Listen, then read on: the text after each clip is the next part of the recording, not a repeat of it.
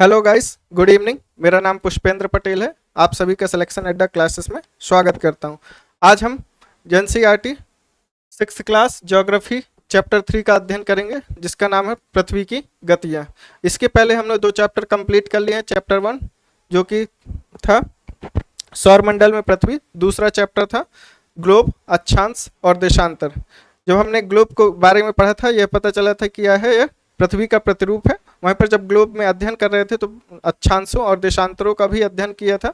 अक्षांश क्या होती हैं? ये एक हॉरिजेंटल लाइंस होती हैं, इमेजिनरी लाइंस होती हैं, जो कि अर्थ में डिवाइडेड की जाती हैं या इसको डिनोट किया जाता है। वहीं देशांतर लाइनें ऐसी लाइनें थी जो कि नॉर्थ पोल और साउथ पोल को कनेक्ट करती थी, ठीक है। और इनका प्रयोग करके हम क्या कर रहे थे? किसी भी लोकेशन को एग्जैक्टली बताने का प्रयास कर रहे थे। किसी भी एग्जैक्टली लोकेशन को बताना है तो उसके लिए हमें 2 चीज़ों की सहायता पड़ती है, अक्षांश और देशांतर। इसी के साथ साथ हमने यह भी पढ़ा था तापांतर या ताप कटिबंधों को पढ़ा था। तो ताप कटिबंध किस आधार पर हमने बांटे थे? अक्षांश के लोकेशन के आधार पर। जैसा कि हमने देखा था, कर्क रेखा और मकर रेखा के बीच कौन सा कटिबंध है? उष्ण कटिबंध। वहीं पर जब हम कर्क रेखा और उत्तर ध्रुव व्रत के बीच देखे थे तो वो कौन सा कटिबंध था? शीतोष्ण कटिबंध। और शीत कटिबंध पता चला था उत्तर ध्रुव व्रत और उत्तरी गोलार्ध या उत्तरी पोल के बीच हमें क्या मिला था? शीत कटिबंध मिला था। चलिए अब इसका उपयोग करेंगे और पृथ्वी की गतियों में अध्ययन करेंगे कि आखिरकार ये कटिबंध कैसे डिवाइड किए गए थे।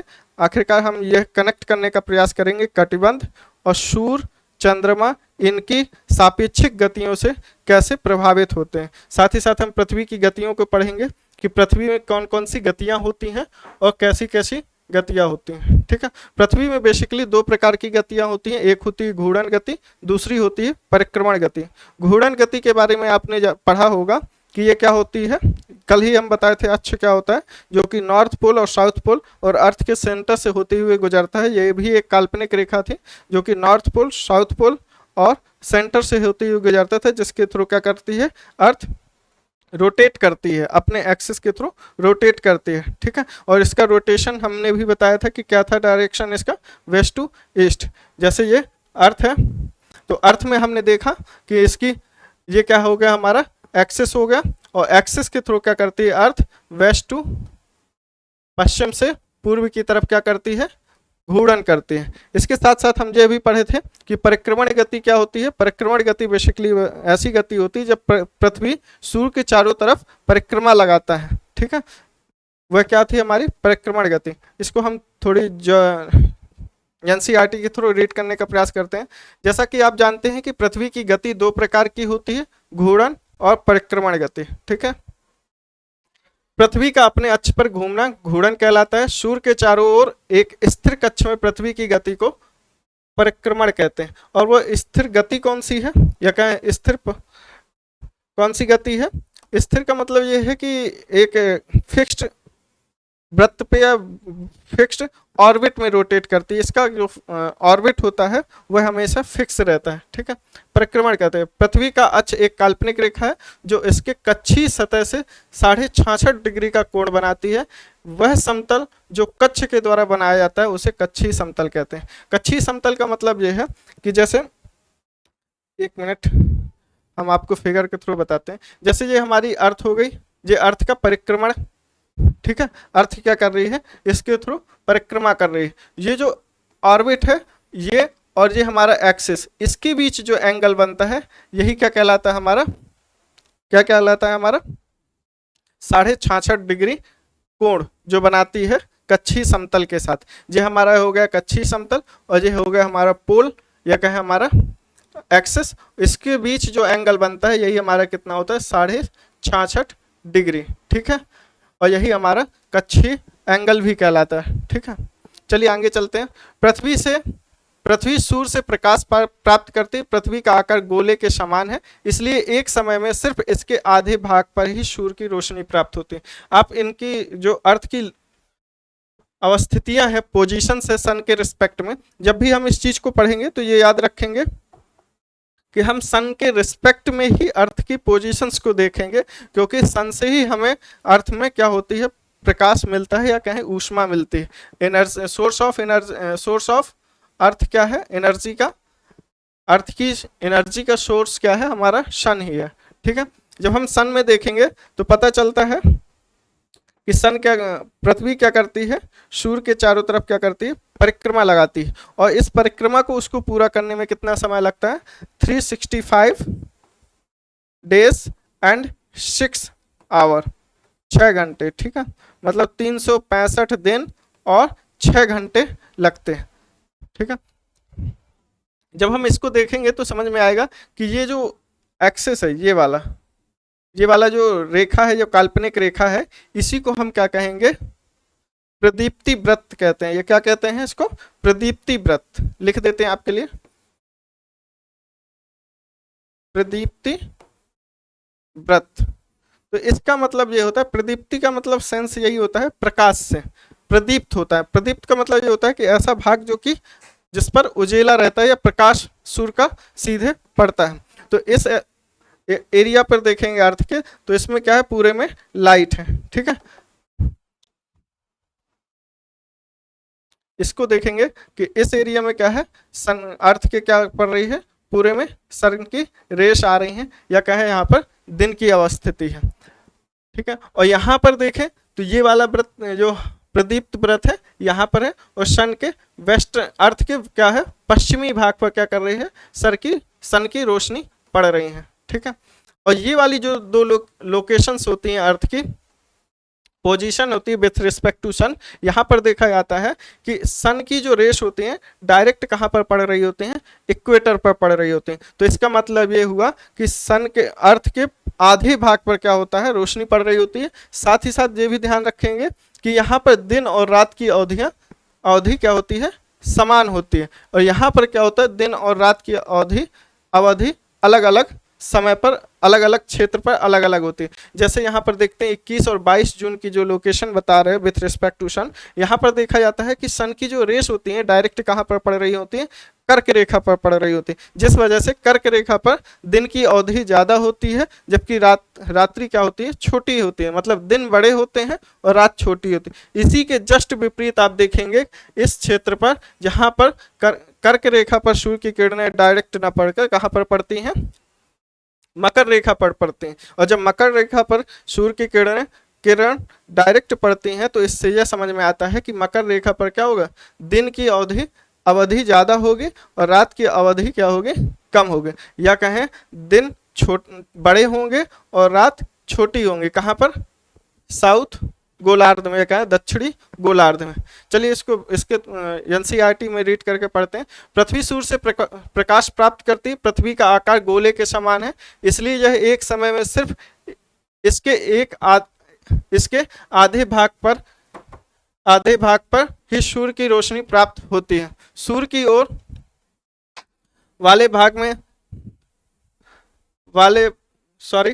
सूर्य की ओर वाले भाग में दिन होता है, जबकि दूसरा भाग जो सूर्य से दूर होता है वहां रात होती है। ग्लोब पर वह व्रत जो दिन तथा रात को विभाजित करता है उसे क्या कहते हैं, प्रदीप्ति व्रत कहते हैं। ठीक है, वह व्रत अक्ष के साथ नहीं मिलता है, जैसा कि आप चित्र 3.2 में देख सकते हैं। 3.2 कहाँ गया जी, आप इसमें देखेंगे जो अक्ष है हमारा, मतलब एक्सिस है, ये हमारा एक्सिस हो गया,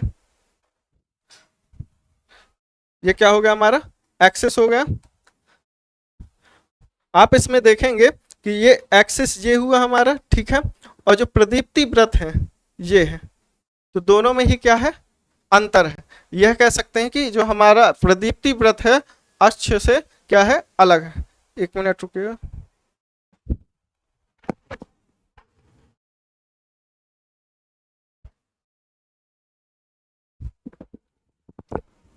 चलिए वापस शुरू करते हैं। यह व्रत अक्ष के साथ नहीं मिलता, जैसा कि आप चित्र 3.2 में देख सकते हैं। पृथ्वी अपने अक्ष पर एक चक्कर पूरा करने में लगभग 24 घंटे का समय लेती है।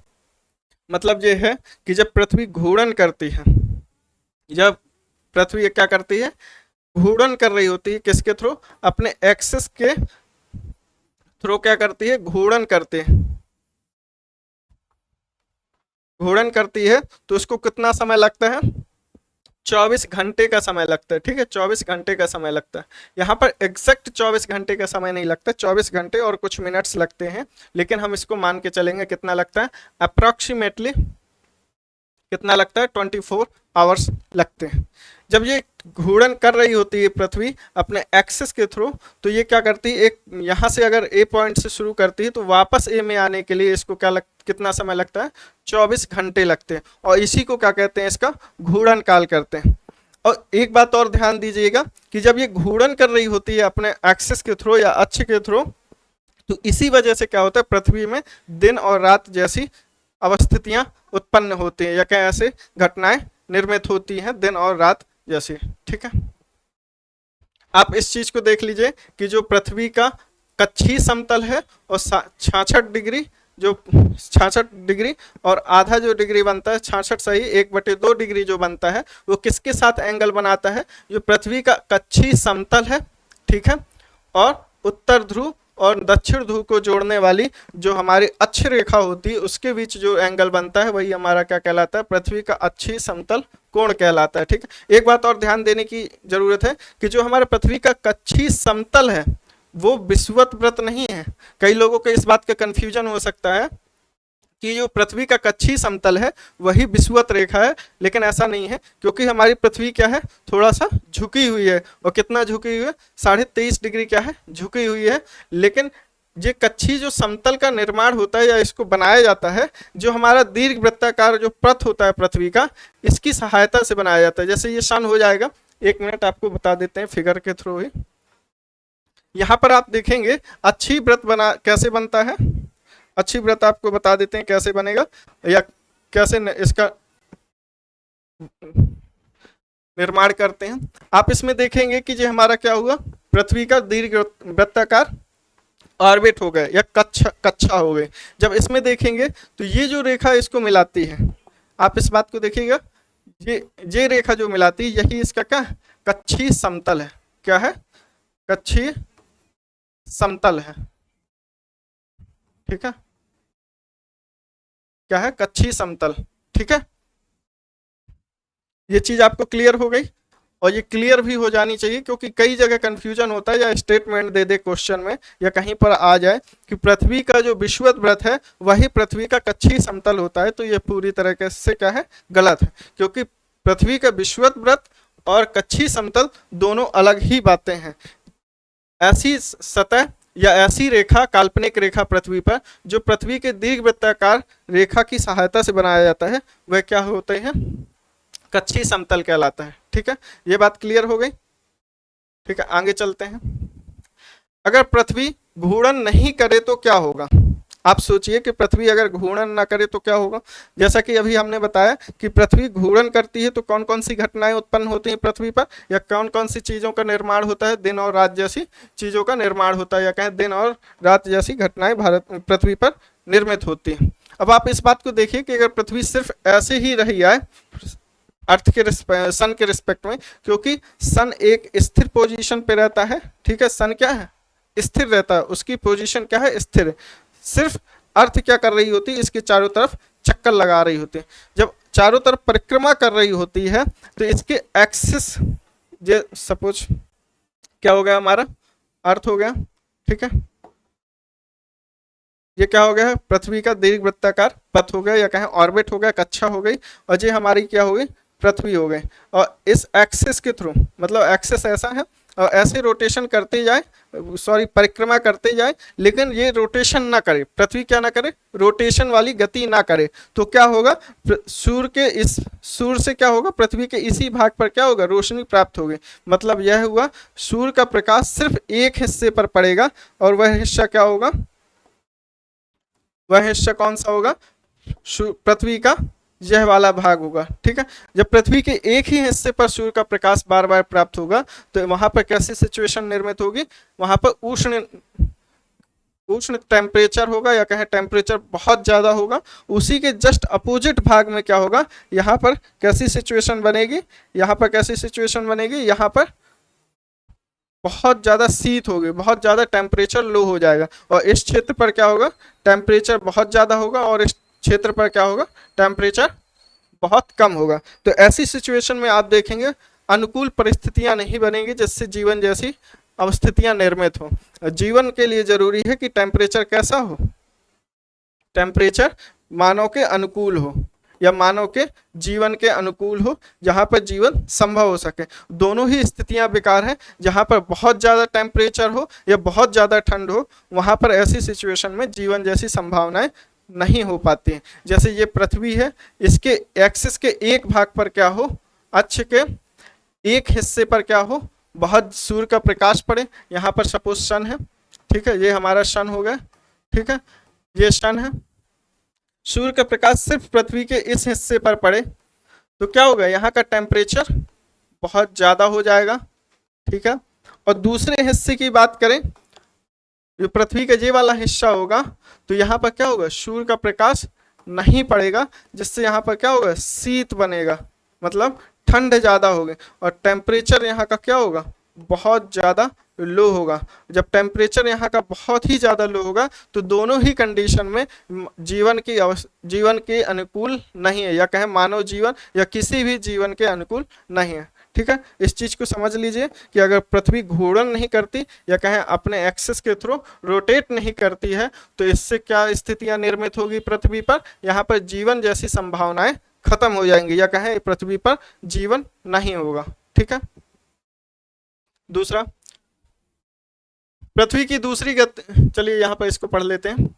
ये क्वेश्चन था इनका, अगर पृथ्वी घूर्णन नहीं करे तो क्या होगा, तो वो बता दिया कि पृथ्वी घूर्णन नहीं करेगी, दिन और रात जैसी कंडीशन नहीं बनेगी, ठीक है। एक हिस्से पर हमेशा दिन ही रहेगा तो दूसरे हिस्से पर पृथ्वी के क्या होगा, हमेशा रात रहेगी। और जहाँ पर जिस हिस्से पर दिन भर मतलब हमेशा दिन रहेगा, वहाँ का टेम्परेचर बहुत ज़्यादा हो जाएगा। और वहीं पर अपोजिट या कहें विपरीत दिशा, विपरीत अवस्थिति क्या बनेगी दूसरे हिस्से पर, वहाँ पर बहुत ज़्यादा टेम्परेचर क्या हो जाएगा, लो हो जाएगा, जिससे क्या होगा, वहाँ पर भी जीवन जैसी अवस्थितियाँ या अनुकूलता नहीं रह जाएगी। सूर्य के तरफ वाले पृथ्वी के भाग में हमेशा दिन होगा, जिसके कारण उस भाग में गर्मी लगातार बढ़ती रहेगी। दूसरे भाग में हमेशा अंधेरा रहेगा एवं पूरे समय ठंड पड़ेगी। इस तरह की अवस्था में जीवन संभव नहीं है। वही चीज क्या है ना, मानव के लिए या कहें जीव के लिए टेम्परेचर अनुकूल होना चाहिए। ये नहीं कि बहुत एक्सट्रीम टेम्परेचर हो और बहुत लो टेम्परेचर हो, दोनों ही कंडीशन में जीवन संभव नहीं होगा। चलिए आगे चलते हैं। परिक्रमण गति क्या है, पृथ्वी की दूसरी गति जो सूर्य के चारों ओर कक्षा में होती है उसे परिक्रमण कहा जाता है। परिक्रमण का मतलब होता है रिवोल्यूशन, ठीक है। इसको इस फिगर से समझते हैं, हमारे पास फिगर भी लगा के रखा है, ठीक है, ठीक है।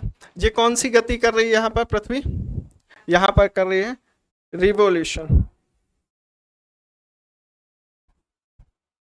रिवोल्यूशन हो रहा है, या कहें इसी को परिक्रमण गति। कौन सी गति है, परिक्रमण गति। बेसिकली पृथ्वी पर दो प्रकार की गतियां होती हैं। एक होती है घूर्णन गति, जो कि हमने पढ़ लिया है, जिसकी सहायता से दिन और रात जैसी अवस्थितियां पृथ्वी पर निर्मित होती हैं। वहीं पर दूसरी गति कौन सी है, रिवोल्यूशन, जिसको परिक्रमण गति कहते हैं। जिससे क्या होता है, यहाँ पर ऋतुओं में परिवर्तन आता है, या कहें ऋतुओं का निर्माण होता है, ठीक है। और यह परिक्रमा करने में कितना समय लगता है, 365 दिन और 6 घंटे, ठीक है। इस पृथ्वी को पूरा परिक्रमण काल कंप्लीट करने में, या कहें पृथ्वी का परिक्रमण काल कितना होता है, 365 दिन और 6 घंटे का, ठीक है। अब यहाँ पर देखेंगे कि पृथ्वी क्या कर रही है। एक ये पृथ्वी का क्या है, पोजीशन है, वह 3 महीने बाद कहाँ पर आ जाएगी, यहाँ पर आ जाएगी। अगले 3 महीने पर यहाँ पर आ जाएगी, और नेक्स्ट 3 मंथ में कहाँ जाएगी, यहाँ आ जाएगी। फिर वापस नेक्स्ट 3 मंथ में यहाँ पर आ जाएगी। तो पता चला टोटल 12 महीने में क्या होता है, पृथ्वी अपनी पोजीशन पर वापस आ जाती है। जब ये रोटेशन कर रही होती है, सॉरी रिवोल्यूशन कर रही होती है एक दीर्घ वृत्ताकार कक्षा में, तो वही क्या कहलाता है, इसका परिक्रमण काल कहलाता है। अब परिक्रमण काल से कौन कौन सी चीज़ों का निर्माण होता है या कैसी कैसी अवस्थितियाँ निर्मित होती हैं पृथ्वी में, तो वो यहाँ पर समझेंगे, ठीक है। पहले थोड़ा सा बुक से पढ़ लेते हैं और क्या कह रहा है बुक, ठीक है। 4 वर्षों में प्रत्येक वर्ष में 6 घंटे मिलकर एक दिन यानी 24 घंटे के बराबर हो जाते हैं। जैसे कि हम लीप वर्ष पढ़ते हैं तो लीप वर्ष में क्या होता है, जो फरवरी होती है 28 की ना होकर कितने दिनों की होती है, 29 दिनों की होती है। जो 6 घंटे एक्स्ट्रा बचते हैं लगातार 6 घंटे चार वर्षों तक बढ़ने से क्या होता है, 6 into 4 जब करते हैं, जैसे 6 into 4 4 सालों में 4 ईयर्स में क्या होगा, जब 6 घंटे जुड़ते जाएंगे तो जो चौथा साल होगा वहां पर फरवरी कितने दिनों की होगी, वहां पर फरवरी कितने दिनों की होगी, 29 दिनों की होगी। और इसी वर्ष को क्या कहा जाता है, लीप ईयर कहते हैं। ठीक है। पृथ्वी दीर्घवृत्ताकार पथ पर सूर्य के चारों ओर चक्कर लगाती है। ध्यान दीजिए पृथ्वी पूरे कक्षा में एक ही दिशा में झुकी हुई है। एक बात और ध्यान देने वाली है बात है क्या, कि पृथ्वी का झुकाव एक ही दिशा में है, ऐसा नहीं कि पृथ्वी का झुकाव बदलते रहता है। आप इधर ध्यान देंगे कि अगर हम एक्सिस को ड्रॉ करें, एक मिनट पहले इसको क्लीन कर लेते हैं,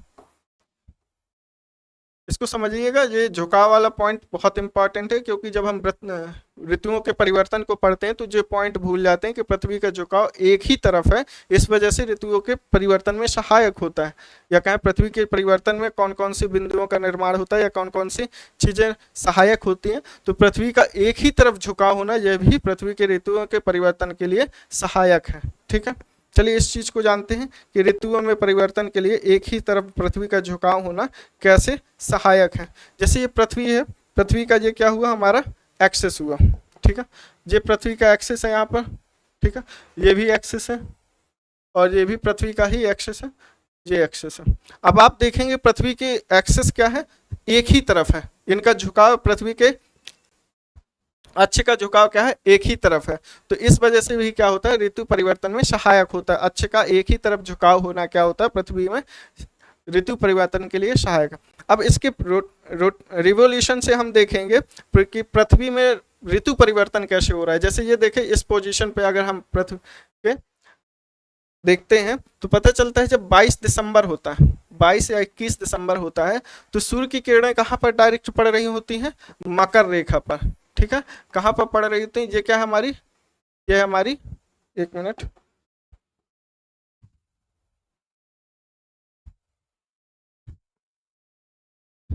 फिगर को अच्छे से देखिएगा, क्योंकि ये ऋतु परिवर्तन वाला जो कॉन्सेप्ट है बहुत कंफ्यूजन करता है। किस डेट पर कहाँ पर पृथ्वी की अवस्थिति होती है, कहाँ पर कौन सा दिन लंबा होता है, सबसे ज्यादा लंबा दिन कौन सा होता है, किस समय पर उत्तरी ध्रुव में हमेशा 6 महीने के दिन और 6 महीने की रात होती है। ये सब चीजें समझने में ये फिगर कंप्लीट है। इस फिगर को समझ लेंगे तो दिन की लोकेशन कहाँ पर सबसे ज्यादा है, मैं दिन की अवधि सबसे ज्यादा किस सिचुएशन में, किस मंथ में, किस डेट पर सबसे ज्यादा होगी, क्यों होगी, इस चीज को इस फिगर से समझने का प्रयास करेंगे। ठीक है। जैसे ये हमारी पृथ्वी हो गई, तो आप देखेंगे कि ये हमारी क्या हो गई, मकर रेखा हो गई। क्या है, मकर रेखा। और यहाँ पर ये क्या है, हमारी कर्क रेखा है। तो इस चीज को हम लिख दे रहे हैं, ये क्या है, हमारी कर्क रेखा है। क्या है, कर्क रेखा यहाँ पर। ठीक है। और यहाँ पर क्या है, ये हमारी मकर रेखा। इंग्लिश में भी बता दे रहे हैं कि इनका नाम क्या है, मकर रेखा को क्या बोलते हैं, ट्रॉपिक ऑफ कैप्रिकॉन। ये क्या है हमारी ट्रॉपिक ऑफ कैप्रिकॉन, ये क्या है, ट्रॉपिक ऑफ कैंसर। ठीक है।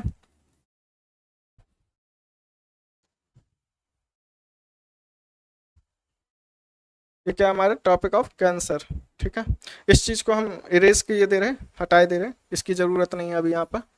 जो मैक्सिमम लोगों को आता भी होगा, पढ़े भी होंगे। ठीक है। यहाँ से शुरू करते हैं दिसंबर से। ठीक है। सूर्य की किरणें, ध्यान दीजिएगा कि दिसंबर मंथ का जो तीसरा पखवाड़ा होता है, मतलब 21 या 22 तारीख को दिसंबर में क्या होता है, सूर्य की रोशनी जो होती है डायरेक्ट कहाँ पड़ रही होती है, मकर रेखा पर।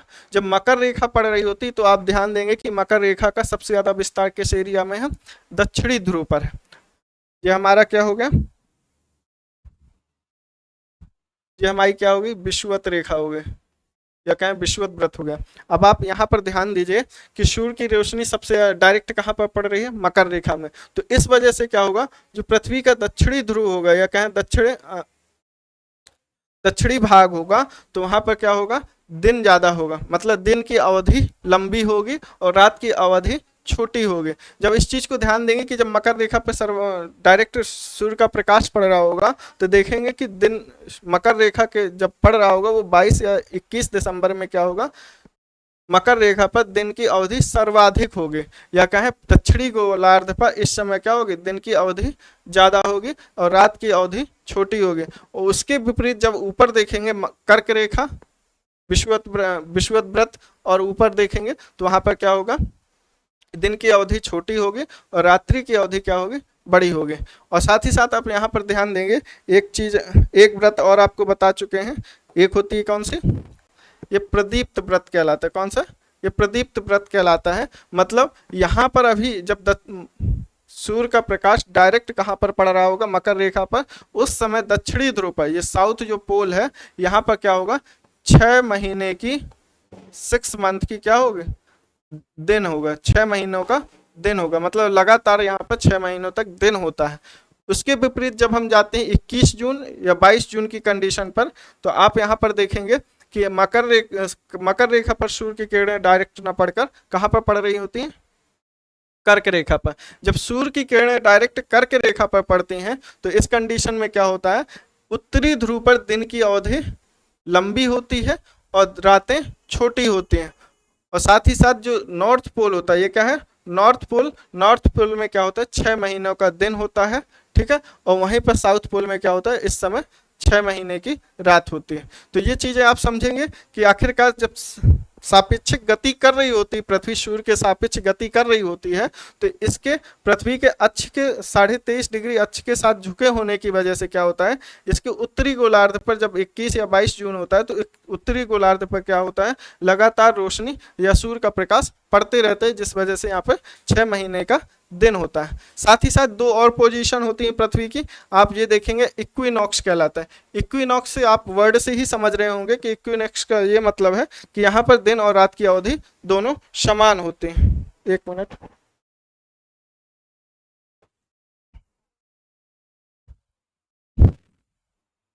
इक्विनॉक्स का मतलब होता है किसी चीज का इक्वल होना। इक्वल के यहाँ पर किस रिस्पेक्ट में होगा, यहाँ दिन की अवधि और रात की अवधि को लेकर क्या कहेंगे, ये इक्विनॉक्स, मतलब यहाँ पर दिन भी बराबर, दिन के जो घंटे होंगे वो रात के घंटों के बराबर होगा, या कहें दिन और रात बराबर अवधि के होंगे। इस समय क्या होता है, सूर्य का प्रकाश डायरेक्ट कहाँ पर पड़ रहा होता है, विषुवत व्रत या कर्क रेखा या मकर रेखा, इस समय पर कहाँ पर सूर्य का प्रकाश डायरेक्ट पड़ेगा, विषुवत व्रत पर, जिस वजह से क्या होगा, यहाँ पर दिन की अवधि क्या होगी और रात की अवधि बराबर होगी। एक बात और ध्यान देने वाली है कि चाहे जो भी सिचुएशन हो, दिन और रात की अवधि हमेशा कहाँ पर बराबर होती है, विषुवत व्रत में। इक्विनॉक्स की कंडीशन में तो होती ही है, साथ ही साथ जब समर सॉलिस्टिक होता है और विंटर सॉलिस्टिक होता है, दोनों ही समय के दौरान क्या होता है, दिन और रात की अवधि दोनों समय पे ही बराबर होती है, ठीक है। एक चीज और ध्यान देने वाली बात है यहाँ पर कि यहाँ पर इस टाइम पे उत्तरी ध्रुव में क्या पड़ रहा होता है, बसंत ऋतु पड़ रही होती है। कौन सी, बसंत ऋतु, इसी को बोलते हैं क्या हम, स्प्रिंग सीजन बोलते हैं। और यहाँ पर कौन सी ऋतु पड़ रही होती है, शरद ऋतु। आप एक चीज और ध्यान देंगे कि आखिरकार हमने उत्तरी ध्रुव में ये कैसे, यहाँ पर जैसे 21 या 22 जून की तिथि है, या इस समय पे जब कर्क रेखा पर सूर्य की किरणें डायरेक्ट पड़ती हैं, उस समय पे हमने ऐसा ही क्यों कहा कि यहाँ पर समर सीजन पड़ रहा है। ये भी कह सकते थे कि दक्षिणी ध्रुव पर क्या है, विंटर सीजन चल रहा है। इस समय क्या होगा, दक्षिणी ध्रुव पर क्या होगा, विंटर सीजन चल रहा होगा, लेकिन हमने नाम दिया क्या है, यह है समर सॉलिस्टिक।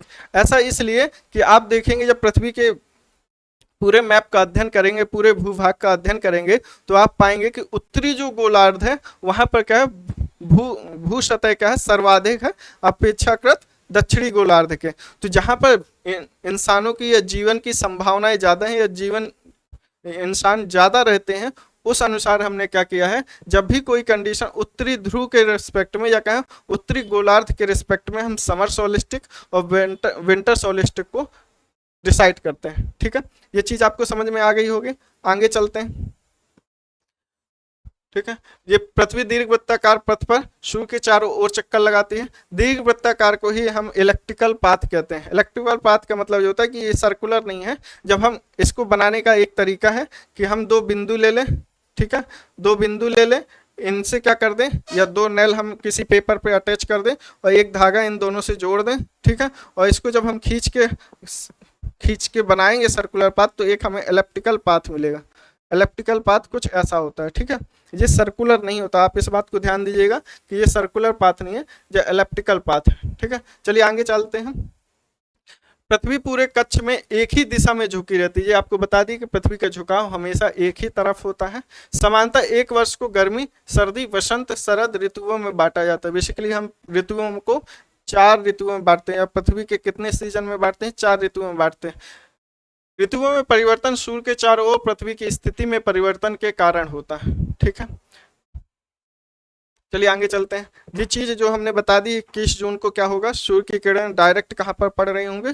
कर्क रेखा पर। वहीं पर 22 दिसंबर या 21 दिसंबर को क्या होगा, सूर्य की किरण डायरेक्ट कहाँ पर पड़ रही होंगी? मकर रेखा पर। जिससे क्या होगा, दक्षिणी गोलार्ध में क्या होगा, दिन की अवधि ज्यादा होगी, रात की अवधि कम होगी। लेकिन हम इसको क्या कहेंगे? विंटर सोलिस्टिक। क्योंकि दक्षिणी गोलार्ध में हम देखते हैं भू क्षेत्र जो है, जहाँ पर मानव की बस्तियां, सेटलमेंट क्या है, कम है। लेकिन हम क्या ध्यान देते हैं, हम यह देखते हैं कि समर सोलिस्टिक या विंटर सोलिस्टिक किस बेस पर डिसाइड करेंगे? जहां पर भौगोलिक अवस्थिति या मानव बस्तियां ज्यादा हैं, उस आधार पर हम इन चीज को डिसाइड करते हैं कि समर सोलिस्टिक किस हिस्से को कहेंगे और विंटर सोलिस्टिक कब कहेंगे। तो जब मकर रेखा पर सूर्य क्या होता है, लंबवत होता है, उस दौरान क्या होता है, विंटर सोलिस्टिक होता है। जब कर्क रेखा पर सूर्य क्या होता है, लंबवत होता है, उस समय समर सोलिस्टिक होता है। क्योंकि उत्तरी ध्रुव पर क्या होता है, टेम्परेचर अधिक होता है, या कहें सूर्य से प्रकाश या ऊष्मा पृथ्वी को उत्तरी गोलार्ध को ज्यादा मिल रही होती है, ठीक है। तो ये डेट भी याद रखिएगा। इस समय कर्क रेखा पर क्या होता है, सूर्य लंबवत होता है। इस समय उत्तरी गोलार्ध में सबसे बड़ा दिन कौन सा होता है? 21 जून का। कभी कभी वन डे एग्जाम में या one one one word questions आते हैं कि आखिरकार उत्तरी गोलार्ध में सबसे लंबा दिन कौन सा होता है, 21 जून को। या ये पूछे कि दक्षिण गोलार्ध में सबसे लंबा दिन कौन सा होता है, सबसे बड़ा दिन कौन सा होता है, वह 22 दिसंबर का होता है, ठीक है। और दूसरी बात आप ये देखते हैं कि किस समय पर पृथ्वी का दिन की अवधि बराबर होती हैं, 21 मार्च और 23 सितंबर, ठीक है। ये 22 आप भूल जाइए, 21, 22, 23 और 21 मार्च को ही याद रखिए। क्योंकि वन डे एग्जाम या कहीं भी फैक्चुअल इंफॉर्मेशन देखेंगे तो हमें 21 मार्च मिलेगा और 23 सितंबर मिलेगा, ठीक है। चलिए आगे चलते हैं। इसको जो हमने समझा है उसको इसके एनसीईआरटी के थ्रू पढ़ने का प्रयास करते हैं। 21 जून को उत्तरी गोलार्ध सूर्य की तरफ झुका है। सूर्य की किरणें कर्क रेखा पर सीधी पड़ती हैं। इसके परिणामस्वरूप इन क्षेत्रों में ऊष्मा अधिक प्राप्त होती है। ध्रुवों के पास वाले क्षेत्रों में कम ऊष्मा प्राप्त होती है, क्योंकि वहां सूर्य की किरणें तिरछी पड़ती हैं। एक बात और हम यह देखते हैं कि जब उत्तरी गोलार्ध पर या कहें सूर्य उत्तरायण हो रहा होता है, उत्तरायण कब होता है सूर्य का? जब सूर्य की किरणें कर्क रेखा पर लंबवत होती है, या कहें 21 जून के समय पर क्या होता है, सूर्य उत्तरायण रहता है, ठीक है। इस दौरान आप देखते हैं कि 6 महीने की रात उत्तरी ध्रुव में होती है। लेकिन जितनी ऊष्मा हमें कर्क रेखा के पास मिल रही होती है, उतनी ऊष्मा उत्तरी ध्रुव पर नहीं मिलती। क्यों? क्योंकि वहां पर सूर्य की जो किरणें पहुंचती है वो कैसी होती है, तिरछी जाती है। अगर ये सूर्य है तो यहाँ से क्या होगा, तिरछी किरणें जाती हैं। आप इस चीज को ऐसे समझ लीजिए, जैसे ये हमारा सन है, ठीक है। तो जो उत्तरी ध्रुव है, एक मिनट, इस सन को इस तरफ बनाते हैं, क्योंकि उसके हिसाब से बनाना होगा ना कि तिरछी किरणें उत्तरी गोलार्ध में पड़े, ठीक है। ये हमारा सन हुआ, ठीक है। यहाँ पर जो तिरछी किरणें कैसे पहुंचेंगे, ऐसे तिरछी जाएंगे। जबकि यहाँ पर देखेंगे कर्क रेखा पर क्या होगा, कर्क रेखा पर सूर्य की किरणें कैसी पड़ेंगी, लंबवत पड़ेंगे, या कहें सीधी जाएंगे। जिस वजह से यहाँ पर क्या होगा, ऊष्मा क्या होगी, कम प्राप्त होगी, ठीक है। और यहाँ पर ऊष्मा क्या होगी, ज्यादा प्राप्त होगी। और जहाँ पर ऊष्मा ज्यादा प्राप्त होगी तो वहाँ पर टेम्परेचर भी क्या होगा, अर्थ का ज्यादा होगा, ठीक है। इसी वजह से इस दौरान जो कि 21 जून की कंडीशन होती है, ठीक है, 21 जून की कंडीशन होती है, इस समय पर क्या होता है, उत्तरी गोलार्ध में समर सोलिस्टिक होता है, ठीक है। समर सोलिस्टिक होता है, या कहें ग्रीष्म ऋतु होती है। कौन सी ऋतु होती है, ग्रीष्म ऋतु होती है, ठीक है।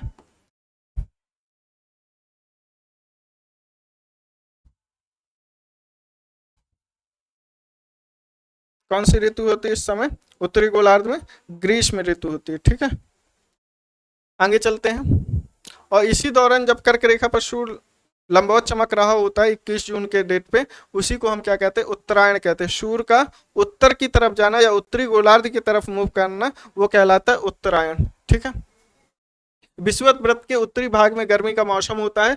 21 जून को इस क्षेत्र में सबसे लंबा दिन एवं सबसे छोटी रात होती है। पृथ्वी की इस अवस्था को क्या कहते हैं, हम उत्तरायण कहते हैं, सूर्य का उत्तरायण होना कहते हैं। 21 दिसंबर को दक्षिण ध्रुव के सूर्य की ओर झुके होने के कारण मकर रेखा पर सूर्य की किरणें लंबवत पड़ती है। अब आप 22 दिसंबर में देखेंगे तो क्या होता है, 22 दिसंबर में क्या होता है, सूर्य की किरणें कहाँ पर डायरेक्ट पड़ रही होती है, मकर रेखा पर पड़ रही होती हैं, जिससे यहाँ पर क्या होता है, दक्षिणी गोलार्ध में क्या होता है, दिन की अवधि ज्यादा होती है और रातें छोटी होती हैं, और इसी को हम क्या कहते हैं, दक्षिणायन। ये क्या कहलाता है, हमारा सूर्य का दक्षिणायन होना, ये क्या कहलाता है, दक्षिणायन।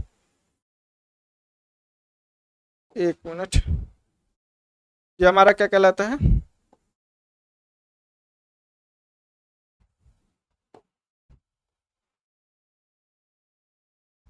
एक होता है उत्तरायण, सूर्य का उत्तर की तरफ जाना, उत्तरी गोलार्ध की तरफ जाना उत्तरायण कहलाता है। जब सूर्य मकर रेखा पर लंबवत चमक रहा होता है उसका सूर्य का, वो क्या कहते हैं, सूर्य का उत्तरायण होना कहते हैं। ठीक है,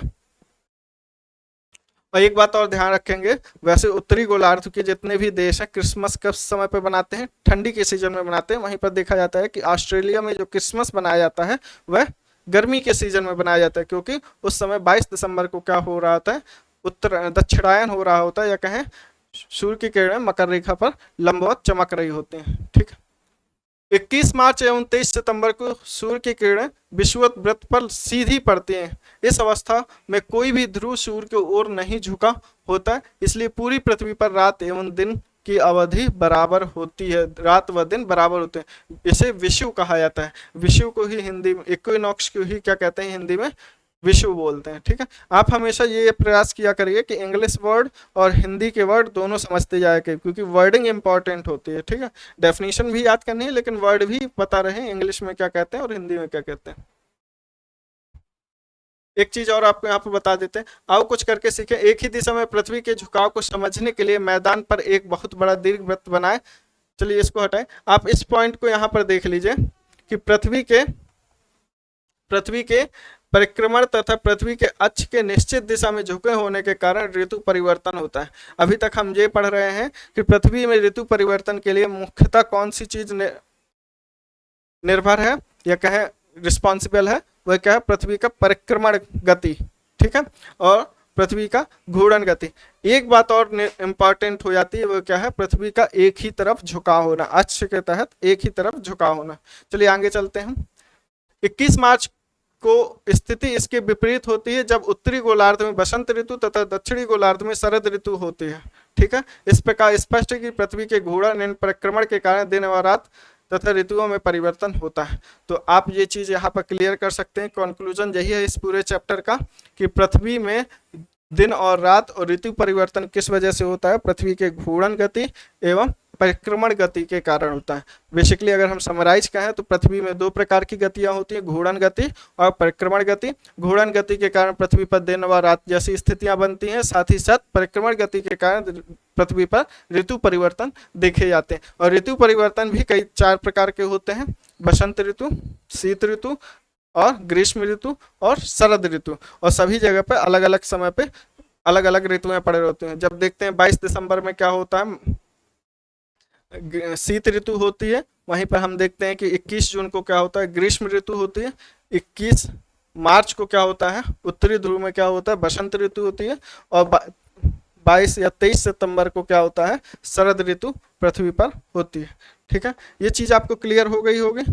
ठीक है, अब कुछ चीजें और समझ लेते हैं कि पृथ्वी की गतियां और सापेक्ष, जब पृथ्वी की गतियां पढ़ें, परिक्रमण गति और घूर्णन गति, साथ ही साथ हम ये देख लेते हैं कि सापेक्षिक गतियों में जैसे सूर्य और चंद्रमा और पृथ्वी की सापेक्षिक गतियों के कारण कौन कौन सी पृथ्वी पर और कौन कौन सी घटनाएं होती हैं।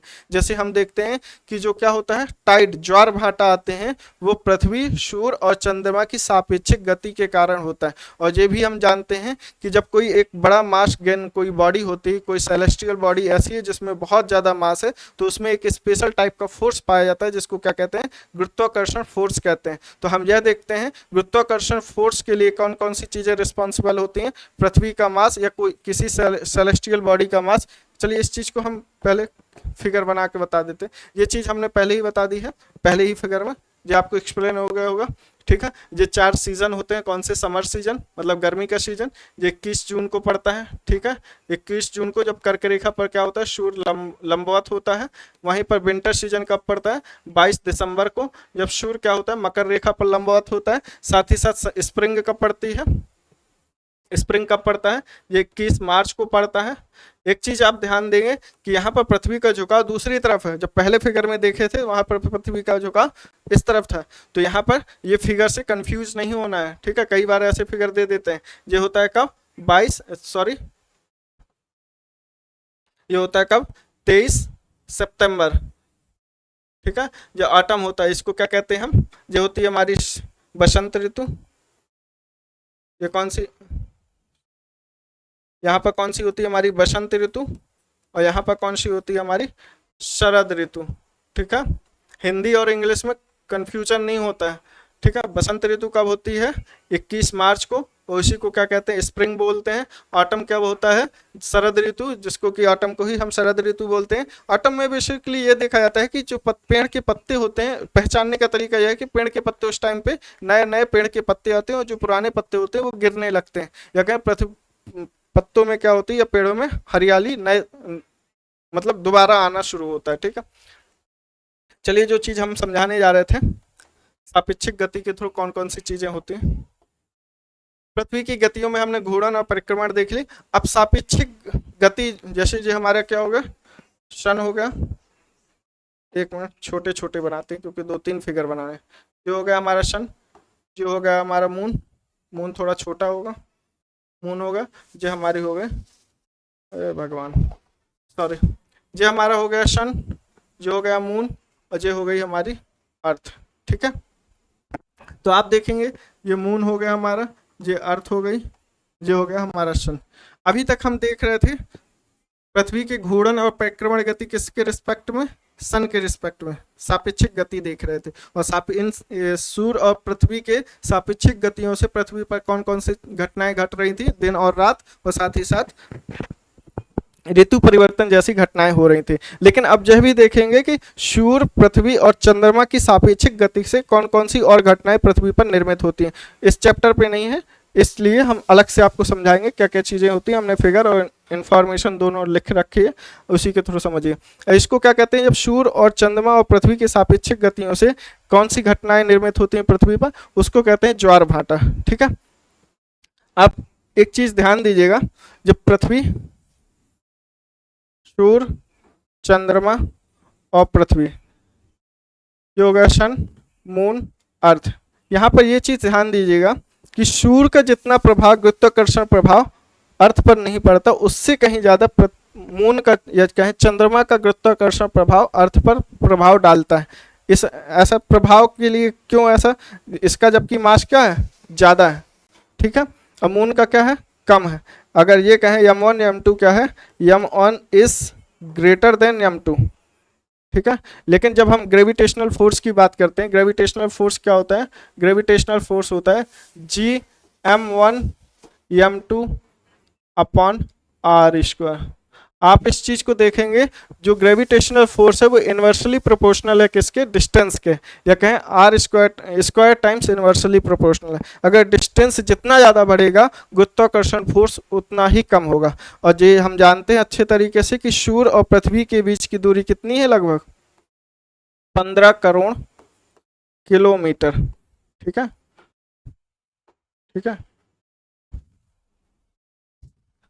और पृथ्वी और चंद्रमा के बीच कितनी है?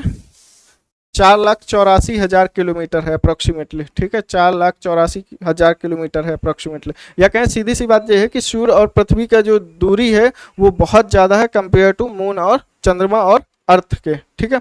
अब आप एक चीज़ और ध्यान देंगे, एक फैक्ट हम सीधे सीधे बताए दे रहे हैं जो आपको यूज होगा। आप ये वाला फार्मूला फिजिक्स में पढ़े होंगे कि ग्रेविटेशनल फोर्स किन किन चीज़ों पर निर्भर करता है, या कहें गुरुत्वाकर्षण फोर्स किन किन चीज़ों पर निर्भर करता है। दोनों ही सेलेस्टियल बॉडी, कोई भी दो बॉडी जिनके बीच ग्रेविटेशनल फोर्स एक्ट हो रहा है या पड़ रहा है, उन दोनों ही बॉडी का या सेलेस्टियल बॉडी का मास, इसका मास, इन सभी का मास जो है ये डिपेंड करता है, ठीक है। अगर किसी का मास ज़्यादा है तो संभावना है कि उसका ग्रेविटेशनल फोर्स ज़्यादा पड़ेगा, लेकिन अगर उन दोनों के बीच दूरी बढ़ जाए तो ग्रेविटेशनल फोर्स उतना ही प्रोपोर्शनली कम हो जाएगा, स्क्वायर टाइम्स कम हो जाएगा, ठीक है। अब एक चीज़ यहाँ से हमें फैक्ट ये जानने को मिलती है कि जो मून का जो ग्रेविटेशनल फोर्स होता है वो टू टाइम्स क्या होता है, 2x टाइम्स ज़्यादा होता है देन अगर सन का, ये क्या मान ले, सन का ग्रेविटेशनल फोर्स है। ग्रेविटेशनल फोर्स अगर सन के क्या मान ले, x मान ले, सपोज मान ले कि सन का ग्रेविटेशनल फोर्स x है तो मून का ग्रेविटेशनल फोर्स कितना होगा, 2x होगा। मतलब जितना ग्रेविटेशनल फोर्स या कहें गुरुत्वाकर्षण फोर्स सूर्य लगाता है उससे 2 गुना ज़्यादा हमारी पृथ्वी पर गुरुत्वाकर्षण फोर्स कौन लगा रहा होता है, चंद्रमा लगा रहा होता है। इसी वजह से यह देखा जाता है कि चंद्रमा का ज़्यादा प्रभाव दिखता है ज्वार भाटा में भारत पृथ्वी पर निर्माण में, ठीक है। ज्वार भाटा के निर्माण में सूर्य का जितना प्रभाव नहीं होता उससे कहीं ज़्यादा चंद्रमा का होता है। चलिए इससे रिलेटेड इंफॉर्मेशन पढ़ लेते हैं, ज़्यादा फिजिक्स में नहीं जाते। ज्वार भाटा हम ये देखते हैं कि 24 घंटे में पृथ्वी के महासागरों में लगभग 2 बार क्या आते हैं, ज्वार भाटा आते हैं। महासागर में पृथ्वी में कई सारे महासागर हैं, 7 महासागर, बड़े बड़े 7 महासागर हैं। इन 7 महासागरों में हर स्थान पर लगभग 2 बार क्या होते हैं, 24 घंटे में ज्वार भाटा आते हैं, ठीक है। ज्वार मतलब होता है पृथ्वी का उठना और भाटा मतलब होता है पृथ्वी का नीचे गिरना। ज्वार भाटा को इंग्लिश में बोलते हैं टाइड, ठीक है। Moon gravitational force is 2 times more than sun. जो सन का ग्रेविटेशनल फोर्स होता है क्या होता है, मून से हाफ होता है या कहें आधा होता है, या कहें मून का जो ग्रेविटेशनल फोर्स होता है 2 गुना होता है सूर्य से, ठीक है। चलिए आगे चलते हैं। हम इसको सिर्फ इंफॉर्मेशन बताए दे रहे क्योंकि इसकी इंफॉर्मेशन जरूरी है। टाइड्स कैसे बनते हैं, इसके क्या प्रभाव होते हैं, जब ज्योग्राफी के नेक्स्ट चैप्टर पढ़ेंगे, प्राकृतिक आपदाएं पढ़ेंगे तो ये देखेंगे कि प्राकृतिक आपदाओं से टाइड जैसे या ज्वार भाटा से कौन कौन सी प्राकृतिक आपदाएं आती हैं, वो सब जब हम नेक्स्ट ज्योग्राफी के क्लासेस की बुकों में पढ़ेंगे इस चीज़ को, ठीक है। युति वियुति की कंडीशन क्या होता है, इसको सजगी बोलते हैं, ठीक है, सजगी, ठीक है। ये लोकेशन युति वियुति क्या होती, पृथ्वी, चंद्रमा और सूर्य की एक ऐसी अवस्थिति जहां पर तीनों क्या होते, एक ही रेखा में होते हैं या कहें सीधी रेखा में पड़ते हैं, सन, मून और अर्थ, ठीक है। ये एक ही रेखा में होते हैं तो इसको क्या बोलते हैं, युति वियुति की कंडीशन बोलते हैं या युति वियुति की अवस्था बोलते हैं, ठीक है। और इसी को इंग्लिश में बोलते हैं सिजिगी, ठीक है, सिजिगी, ठीक है।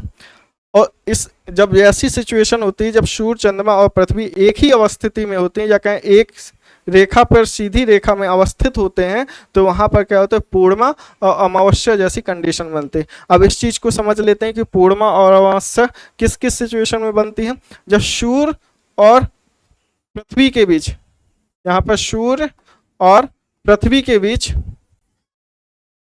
सूर्य और पृथ्वी के बीच जब चंद्रमा आ जाता है, ठीक है, सूर्य और पृथ्वी के बीच जब चंद्रमा आ जाता है तो कौन सा ग्रहण पड़ता है, यहाँ पर सूर्य ग्रहण पड़ता है, ठीक है, ठीक है। कौन सा ग्रहण पड़ता है, सूर्य ग्रहण। ऐसा इसलिए कि जो सूर्य का प्रकाश होता है वो पृथ्वी तक नहीं जा पाता, ठीक है। जब पृथ्वी तक नहीं जा पाएगा इसका मतलब ये हुआ कि पृथ्वी से हमें सूर्य स्पष्ट नहीं दिखाएगा, तो हम ये मानेंगे कि सूर्य का क्या हो गया, ग्रहण हो गया, क्या है, छुप गया है, ठीक है। और एक चीज और ध्यान दीजिएगा, जैसे अभी हमने ऋतु परिवर्तन में बताया था कि उत्तरी गोलार्ध में क्या है, पृथ्वी का भू क्षेत्र ज़्यादा है, उस आधार पर हम क्या करते हैं, समर सोलिस्टिक और विंटर सोलिस्टिक या ग्रीष्म ऋतु या शीत ऋतु का निर्धारण करते हैं, जहाँ पर ह्यूमन सेटलमेंट ज़्यादा है उसके आधार पर। उसी प्रकार हम ऑब्जर्व कहाँ से करेंगे, हम कोई भी इंसान क्या है, हम यहाँ पर बैठे हैं, इसी आधार पर हम बताएंगे कि सूर्य ग्रहण हो रहा है या चंद्र ग्रहण। तो हम यहाँ से देख रहे होंगे, हम यहाँ से देखेंगे ना, हम पृथ्वी से देख रहे होंगे कि आखिरकार हमें सूर्य नहीं दिख रहा कि चंद्रमा नहीं दिख रहा। तो जब हम पृथ्वी से देखेंगे कि तो देखेंगे कि चंद्रमा के बीच में आ जाने की वजह से हमें सूर्य नहीं दिख रहा, इस वजह से यह मानेंगे कि सूर्य ग्रहण हो रहा है। और यह भी ध्यान देंगे कि सूर्य ग्रहण कब होता है, हमेशा अमावस्या के दिन में क्या होता है, सूर्य ग्रहण होता है। हमेशा जब भी सूर्य ग्रहण पड़ेगा उस रात को क्या होगा, अमावस्या होगी, उस दिन क्या होगी, अमावस्या होगी। आगे चलते हैं। ये वाली जो कंडीशन होती है इसको युति की कंडीशन कहते हैं। ध्यान दीजिएगा, ये क्या कहलाती है, युति की कंडीशन कहलाती है। इसको इंग्लिश में बोलते हैं कंजक्शन। इसको इंग्लिश में क्या बोलते हैं, कंजक्शन की कंडीशन बोलते हैं। ठीक है, युति क्या होती है, जब सूर्य, चंद्रमा और पृथ्वी सीधी रेखा में हो। और इनका सीक्वेंस यही हुआ जहां पर मून क्या हो, सूर्य और चंद्रमा, सूर्य और पृथ्वी के बीच आ जाए। ठीक है, जब मून क्या होगा, चंद्रमा क्या होगा, सूर्य और पृथ्वी के बीच आ जाएगा, वो कंडीशन कौन सी कहलाएगी, युति कंडीशन कहलाएगी। और उस दिन क्या होगा, सूर्य ग्रहण पड़ेगा, और वह दिन कौन सा होगा, अमावस्या का होगा। ठीक है, वियुति क्या होती है, इसी को बोलते हैं अपोजिशन।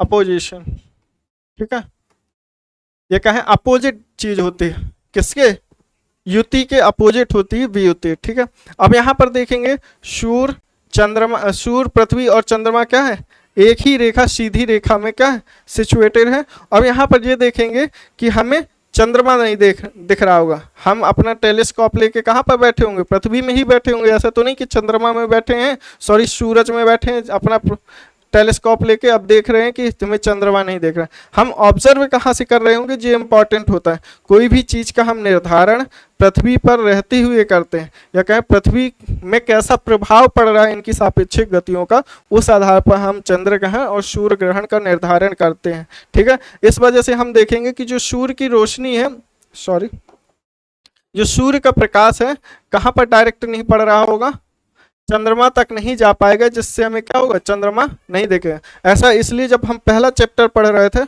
सौर मंडल में पृथ्वी, तो उसमें देखे थे कि सूरज ही एक ऐसा प्लैनेट, कॉस्मिक खगोलीय पिंड है जिसमें क्या है, खुद की ऊष्मा है। यह हमारे सौर मंडल का एक ही ऐसा खगोलीय पिंड है जिसमें क्या है, खुद का प्रकाश और ऊष्मा है। और इसकी जो ऊष्मा और प्रकाश का जो परावर्तन या कहे प्रभाव पृथ्वी और चंद्रमा पर पड़ता है, या वहाँ पर सूर्य का प्रकाश पड़ता है, या चंद्रमा पर सूर्य का प्रकाश पड़ता है, और परावर्तन से हमें कोई चीज़ दिखती है, तो वो क्या हो जाते हैं, ग्रह हो जाते हैं। क्योंकि ग्रहों में क्या होता है, ग्रहों और उपग्रहों में खुद का प्रकाश नहीं होता।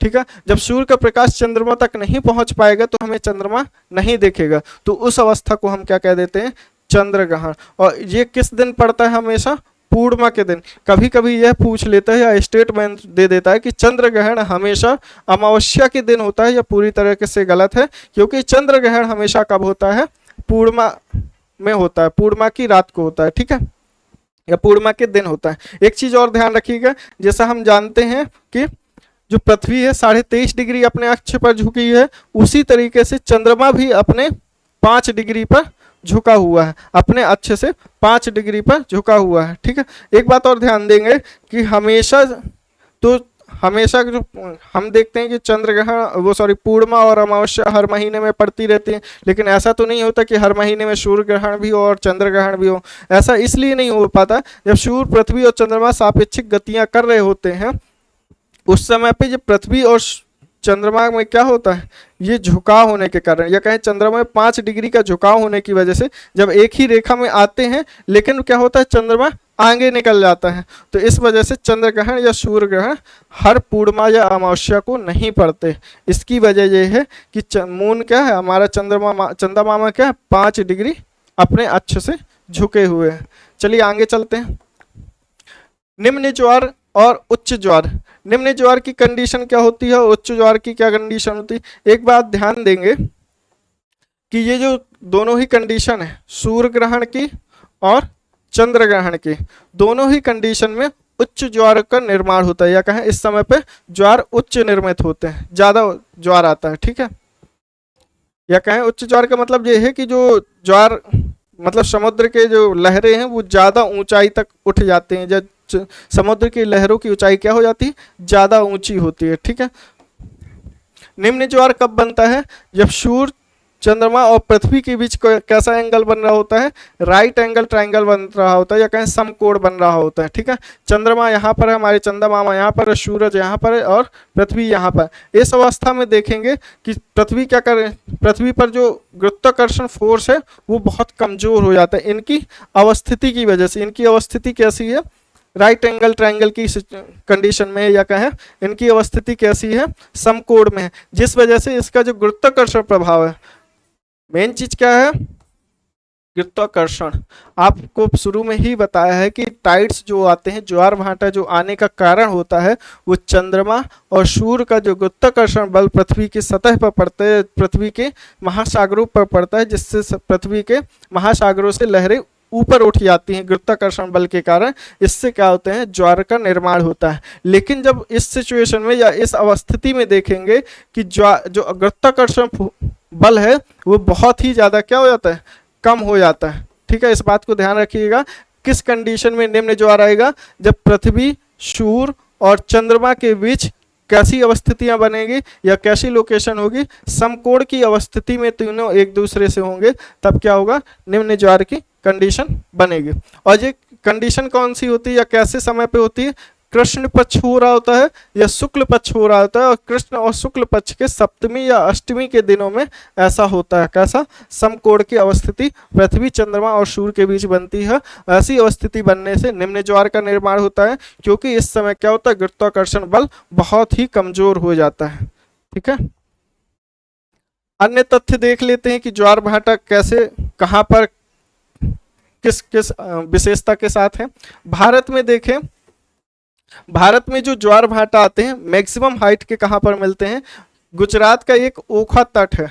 ठीक है, गुजरात में यहाँ पर क्या है, ओखा तट है। ओखा तट पर देखा जाता है कि मैक्सिमम हाइट के हमें क्या मिलते हैं, ज्वार मिलते हैं, जिनकी हाइट मैक्सिमम कितनी होती है, 2.7 मीटर या थोड़ी बहुत इससे ज़्यादा हो सकती है। लेकिन बाकी हिंद महासागर में, अरब सागर या बंगाल की खाड़ी में देखें, जो भारत के आसपास जो ज्वार भाटा का निर्माण होता है, इससे कम ही हाइट के होते हैं। ठीक है, मैक्सिमम हाइट भारत के तटीय क्षेत्र में ज्वार भाटा की कितनी जाती है, 2.7 मीटर जाती है। और हाईएस्ट किस लोकेशन पर होता है ज्वार भाटा हमारे इंडिया में, इंडिया के तटीय क्षेत्र में ओखा तट, जो कि कहां पर पड़ता है, गुजरात। ये भी एक फैक्ट ही है कि ओखा तट कहां पड़ता है, गुजरात में पड़ता है। ठीक है, आगे चलते हैं। विश्व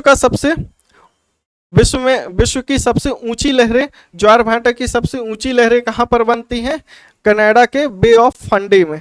ठीक है, कनाडा का एक तटीय क्षेत्र है जो कि पूर्वी क्षेत्र पर पड़ता है, कनाडा के पूर्वी क्षेत्र पर। यहाँ पर कनाडा और अमेरिका का क्या है, यहाँ से क्या 45 डिग्री से क्या, कनाडा और अमेरिका क्या डिवाइड है, या कहीं इनकी बॉर्डर है। इसी क्षेत्र पर क्या पड़ता है, कनाडा का जो बे ऑफ फंडी है, वहां पर क्या होता है, सबसे ज्यादा हाइट की, या कहीं विश्व में सबसे ज्यादा हाइट के ज्वार भाटा कहां पर देखा जाते हैं, कनाडा के बे ऑफ फंडी में। और इसकी हाइट मैक्सिमम कितनी जाती है, 16 से 18 मीटर तक जाती है। ठीक है, ये कम से कम 4-5 मंजिला या कहें 10 मंजिला बिल्डिंग के आसपास होगा। ठीक है, आगे चलते हैं। ये फैक्ट आपको याद रखने हैं। ठीक है, इसमें कुछ नहीं है। इंडिया में सबसे ज्यादा ऊंचे ज्वार भाटा कहाँ पर आते हैं, ओखा तट, गुजरात में। दूसरा, विश्व में सबसे ज्यादा ज्वार भाटा की ऊंचाई कहाँ पर होती है, कनाडा के फंडी, बे ऑफ फंडी में, जो कि अमेरिका और कनाडा के बॉर्डरिंग है। ठीक है, तटीय क्षेत्र है। ठीक है, ये साउथहैम्पटन ये एक लोकेशन है विश्व में, और कहाँ पर पड़ती है ये लंदन, ब्रिटेन का जो लंदन शहर है उसके तट पर पड़ती है। और यहाँ पर मैक्सिमम हमने बताया था शुरू में ही कि एक दिन में मैक्सिमम 2 बार ज्वार भाटा किसी स्थान पर आते हैं। लेकिन यह एक एक्सेप्शन है। ठीक है, यह एक अपवाद है कि इस क्षेत्र में ज्वार भाटा कितनी बार आता है, 4 बार आता है।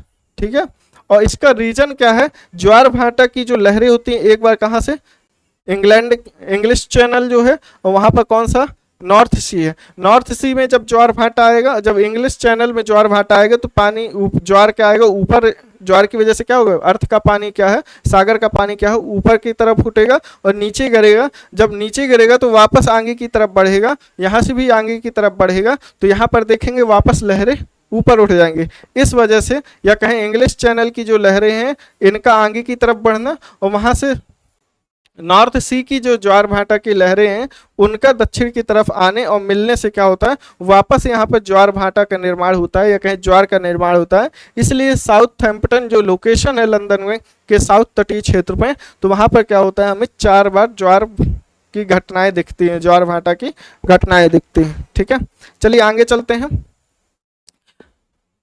और भी कुछ इंपॉर्टेंट इंफॉर्मेशन है। थेम्स और हुगली जो पत्तन है, ठीक है, थेम्स जो कि कहाँ है, इंग्लैंड या कहीं लंदन ब्रिटेन में है। ये जो थेम्स नदी है ये यहीं से बह रही होती है, ठीक है, यहाँ से ऐसे, ठीक है, ये तो सागर हो गया, यहाँ से मतलब ऐसे, सॉरी हम साफ ही कर देते, यहाँ से ऐसे बह रही होती है। ठीक है, तो थेम्स नदी का जो तटीय क्षेत्र है, जो कहा है थेम्स नदी जहाँ सागर पर गिरती है वहां पर जो पत्तन बनता है, और हुगली नदी जो पश्चिम बंगाल में है, इंडिया के वेस्ट बंगाल में, जो वहां जब हुगली नदी जाके सागर में मिलती है और वहां पर जो तटीय क्षेत्र पर पत्तन का निर्माण करती है, तो यहाँ पर देखा जाता है ये विश्व के 2 ज्वारी पत्तन है। ठीक है, मतलब यहाँ पर क्या होता है, नदियां क्या होती हैं, सतह से जब मतलब ये कहें किसी भी भू क्षेत्र से जब नदियां बहती हैं तो वहां कटाव करते हुए अवसाद को साथ में लेके चलती हैं, और तटीय क्षेत्र पे क्या करती हैं, उनको छोड़ देती हैं, जिससे वो क्या होते हैं, पत्तन के, जैसे पत्तन के निर्माण में क्या हमें चाहिए होता है कि तटीय क्षेत्र क्या हो, गहरा हो, जिससे बड़ी बड़ी जहाजें आकर तटीय कोस्टल एरिया तक आ सके। लेकिन जब अवसाद, जब जल क्या करता है, नदियां क्या करती, कटाव करती हैं, अपने साथ अवसाद लेकर अपर्दन करते हुए जो अवसाद ले जाती हैं वो तटीय क्षेत्र पर छोड़ देती हैं, जिससे वहाँ पर पत्तन का निर्माण में बाधक बनता है। लेकिन जब ये क्या होता है, ज्वारी टाइड्स आते हैं तो तटीय क्षेत्र तक जाते हैं, और तटीय क्षेत्र की जो अवसाद होते हैं उनको वापस लेकर या खींच के या कटाव करते हुए क्या हो जाते हैं, क्या है, गहरे समुद्र तक ले जाते हैं, जिससे यहाँ पर 2 नेचुरल ज्वारी पत्तनों का निर्माण होता है, थेम्स नदी के कोस्टल एरिया पर या कहें उगली नदी के कोस्टल एरिया पर, ये दोनों ही नदियों पर बनता है। ठीक है, ये कई बार पूछ लिया जाता है, फैक्चुअल इन्फॉर्मेशन है, वनडे एग्जाम में या पीसीएस के एग्जाम में पूछ लिया जाता है कि कौन कौन से ज्वारी पत्तन है, इनमें कोई एक कोई 2 पूछ ले सकता है। ठीक है, टाइडल एनर्जी यूज करके आजकल जैसे चल रहा है कि हमें क्या चाहिए, रिन्यूएबल एनर्जी चाहिए, तो हम टाइड्स का प्रयोग करके या टाइड्स से जो वेव जनरेट होती है समुद्र पर, उससे हम क्या कर सकते हैं, इलेक्ट्रिसिटी का निर्माण कर सकते हैं, इसी को कहते हैं टाइडल एनर्जी। ठीक है, इस क्षेत्र में देखा जाता है कि फ्रांस और जर्मनी क्या है, काफ़ी आगे टाइडल एनर्जी से क्या करते हैं, इलेक्ट्रिसिटी का प्रोडक्शन करते हैं। और इंडिया में क्षमता देखी जाती है टाइडल एनर्जी की सबसे ज़्यादा, कि कहाँ पर हम टाइडल की सहायता से या टाइड्स से सबसे ज़्यादा हम क्या कर सकते हैं, एनर्जी का, इलेक्ट्रिसिटी का प्रोडक्शन कर सकते हैं, वो बे ऑफ खंभात है और बे ऑफ कच्छ। सिंपल सी बात यह है कि भारत में कहाँ पर सर्वाधिक क्षमता है कि हम ज्वारी एनर्जी का निर्माण कर सकें, या ज्वार से इलेक्ट्रिसिटी का निर्माण कर सकें, तो वो 2 क्षेत्र हैं भारत में, मैक्सिमम कैपेसिटी कहाँ पर है, बे ऑफ खंभात और बे ऑफ कच्छ में। ठीक है, और एक बात और इन्फॉर्मेशन ये आपके लिए है, एक वर्ष में मैक्सिमम 7 बार चंद्र ग्रहण और सूर्य ग्रहण हो सकता है। मतलब यह है कि 7 बार से ज़्यादा चंद्र ग्रहण या सूर्य ग्रहण नहीं पड़ सकता। ठीक है, इस बात को ध्यान दीजिएगा। ठीक है, एक वर्ष में मैक्सिमम 7 बार चंद्र ग्रहण एवं सूर्य ग्रहण हो सकता है। चलिए, ये चैप्टर तो पढ़ ही लिया, जो एक्स्ट्रा इन्फॉर्मेशन थी, जो एक्स्ट्रा फैक्ट्स थे, वो आपको हमने साइड में लिखवा दिए हैं, आप इनको वापस देख लीजिए, स्क्रीनशॉट भी ले सकते हैं। ठीक है, फिगर के साथ समझाएं, आप इस चीज़ को समझ लीजिए। ये क्या है, बे ऑफ फंडी है, जो कि कनाडा का एरिया कहलाता है। ठीक है, ये गुजरात का ओखा तट।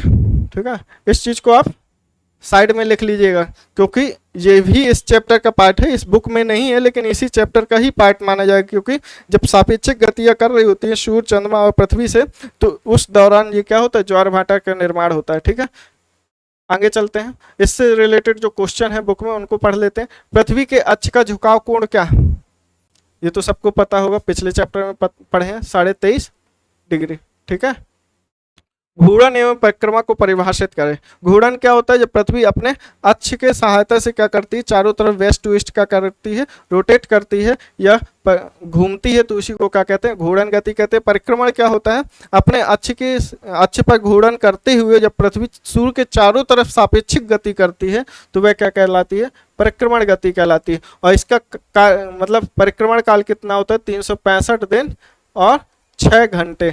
ठीक है, 365 दिन और 6 घंटे होता है। इसलिए जब 6 घंटे हर साल बचते जाते हैं, एक्स्ट्रा होते जाते हैं, और हर अगले चौथे वर्ष में क्या हो जाता है, लीप वर्ष की स्थिति बनती है। उत्तर एवं दक्षिण अयनांतों में अंतर बताइए। ठीक है, ये तो बता ही चुके हैं, उत्तरायण एवं दक्षिणायन होता है, जिसकी वजह से क्या होता है, शीत ग्रीष्म ऋतु और शीत ऋतु पड़ते हैं। ठीक है, विषुव क्या है, इक्विनॉक्स की कंडीशन बतानी है। यहाँ पर क्या होता है, दिन और रात की कंडीशन सेम ही होती है, और वो कौन कौन से दिन होते हैं, 21 मार्च और 23 सितंबर।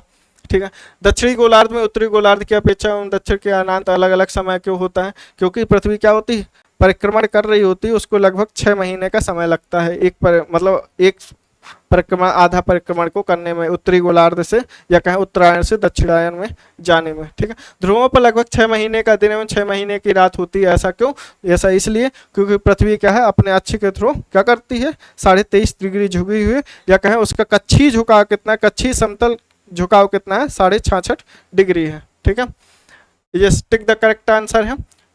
पृथ्वी की सूर्य के चारों ओर की गति को क्या कहा जाता है, चारों ओर की गति कहा गया है, सूर्य के चारों ओर। ठीक है, ये क्या कहलाता है, परिक्रमण गति कहलाता है। वहीं सूर्य की सीधी किरणें विषुवत व्रत पर किस दिन पड़ती हैं, विषुवत व्रत पर कब पड़ती हैं, 21 मार्च और 23 सितंबर, 2 दिन पड़ती है। ठीक है, 21 मार्च वर्ष नहीं है। अगर एक ऑप्शन और दिया होता और साथ ही साथ ये बोल देता कि का, या दोनों ऑप्शन बोल देता, तो वहां पर 21 मार्च और 23 सितंबर दोनों होता, क्योंकि दोनों ही कंडीशन में क्या होता है, इक्विनॉक्स की कंडीशन बनती है। और साथ ही साथ 21 मार्च के समय क्या होता है, उत्तरी गोलार्ध में बसंत ऋतु होती है, वहीं पर 23 सितंबर को क्या होता है, शरद ऋतु कहाँ होती है, साउथ में, वो दक्षिणी गोलार्ध में। गर्मी में क्रिसमस पर्व कहाँ मनाया जाता है, ऑस्ट्रेलिया ही है। ठीक है, ऋतुओं में परिवर्तन पृथ्वी की किस गति के कारण होता है, ऋतु में परिवर्तन बेसिकली परिक्रमण गति और पृथ्वी का एक ही तरफ झुकाव होने की वजह से होता है। एक लीप वर्ष में दिनों की संख्या कितनी होती है, 366, क्योंकि हर साल का जो 6 घंटे बचता है वही चौथे साल जुड़ का क्या बन जाता है, एक दिन बन जाता है, जिससे फरवरी का 29 दिन हो जाते हैं, और उस साल क्या होते हैं, 366 दिन होते हैं। ठीक है, पृथ्वी की प्रतिदिन की गति को क्या कहते हैं, दैनिक गति बोलते हैं। ठीक है, पृथ्वी सूर्य के चारों ओर डैश कक्षा में घूमती है, कैसे, दीर्घ वृत्ताकार कक्षा में घूमती है, ना कि वृत्ताकार, कैसे, दीर्घ वृत्ताकार, जिसको इलेप्टिकल पाथ बोलते हैं। ठीक है, 21 जून को सूर्य की किरणें डैश रेखा पर सीधी पड़ती हैं, तो कहां पर पड़ती हैं, 21 जून को कर्क रेखा पर क्या होती हैं, सूर्य की किरणें 21 जून को लंबवत पड़ती हैं, जिससे उत्तरी गोलार्ध पर क्या होता है, दिन की अवधि ज्यादा होती है और रात की अवधि कम होती है। उत्तरी गोलार्ध, उत्तरी जो ध्रुव होता है वहां पर इस दौरान क्या होता है, 6 महीने की दिन होते हैं, और वहीं इसके जस्ट अपोजिट क्या होता है, दक्षिणी गोलार्ध में होता है, वहां पर दिन की अवधि छोटी तथा रात की अवधि बड़ी होती है, तथा दक्षिणी गोलार्ध इस समय क्या होता है, 6 महीने तक वहां रात देखी जाती है, इसके जस्ट अपोजिट। लेकिन 21 जून को क्या होता है, सूर्य की किरणें सीधे कर्क रेखा पर पड़ती हैं। डैश ऋतु में दिन छोटे होते हैं, किस ऋतु में दिन छोटे होते हैं, ग्रीष्म ऋतु या शीत ऋतु, ग्रीष्म ऋतु में। ठीक है, सॉरी एक मिनट, ग्रीष्म ऋतु में नहीं, शीत ऋतु में। कहा, शीत ऋतु में, शीत ऋतु में क्या होते हैं, दिन छोटे होते हैं। ऐसे नॉर्मली देखा जाता है जनवरी फरवरी में, नवंबर दिसंबर में क्या होता है,